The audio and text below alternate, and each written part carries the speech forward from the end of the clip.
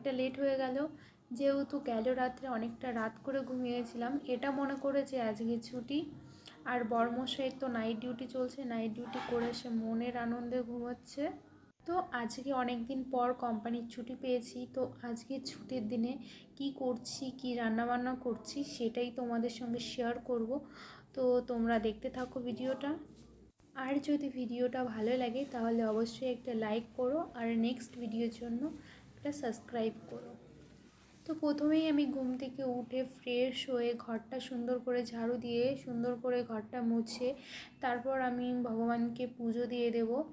তো প্রথমেই আমি ঠাকুরের বাসনটা ভালো করে ধুয়ে মেজে পরিষ্কার করে নিয়ে এসেছি। তারপর আমি ভগবানকে সুন্দর করে পুজো দিয়ে দিলাম। পুজো দিয়ে আমি আমার ভগবানকে আমার প্রণাম জানিয়ে আমার সম্পূর্ণ কাজ কমপ্লিট করলাম। তো আমার ঘরের যত সমস্ত কাজ আছে ছোটোখাটো সব কাজ কমপ্লিট করে আমি রান্নাঘরে চলে এসেছি। কি রান্না করব সেটাই ভেবে। তো প্রথমে আমি রান্নাঘরে এসে রান্না করার জন্য গ্যাসটা সুন্দর করে মুছে নিলাম।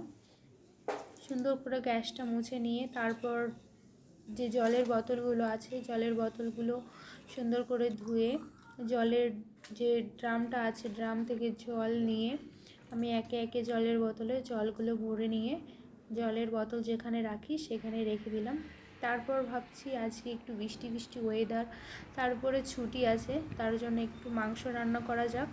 তার জন্য আমি আমার কাজ করে সমস্ত রান্নাবান্না জিনিস গুছিয়ে নিয়ে তারপর আমি চলে গেলাম মাংস আনতে একটু বাজারের দিকে বলতে রুম থেকে বেরিয়েই 10-20 সেকেন্ড মতো লাগে আমার যেতে। তো তারপরে দেখো এটা হচ্ছে হাই রোড। সবসময় ভীষণ পরিমাণে গাড়ি চলে, মানে এমন কোনো সময় নেই যে একটু কম চলে, সব সময় ভীষণ পরিমাণে চলে। তো এখান থেকে আমি মাংস নিয়ে পাশে সবজির দোকান ছিল, সবজির দোকান থেকে কিছু লঙ্কা আর কিছু ধনিয়া পাতা নিয়ে আমি আবার রুমের দিকে চলে এলাম। তো দেখো দু সাইডেই বিল্ডিং আর সামনে একটা সাই বাবার মন্দির আছে, সত্যি খুবই সুন্দর লাগে। তো তারপর সব কিছু কমপ্লিট করে নিয়ে আমি রুমে চলে এসেছি। রুমে এসে আমি এখন রান্না করব। তো চলো রান্না বান্না করে নেওয়া যাক।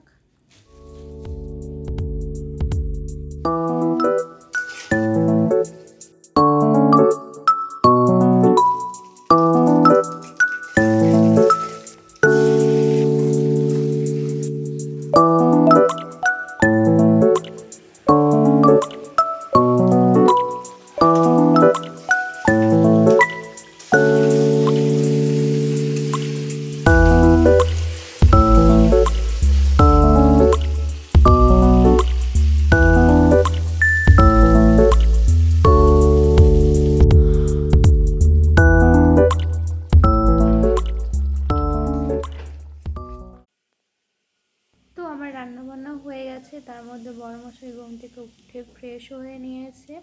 তো দেখো আজকে রান্না করেছি গরম গরম ভাত, তার সঙ্গে করেছি মাংসের ঝোল আর হচ্ছে ধনেপাতার বড়া। তো তোমাদের ভিডিওটা কেমন লাগলো সেটা অবশ্যই জানাবে, আর আগেই তো বলেছি ভালো লাগলে অবশ্যই একটা সাবস্ক্রাইব করো। ভালো থাকো বন্ধুরা, বাই বাই।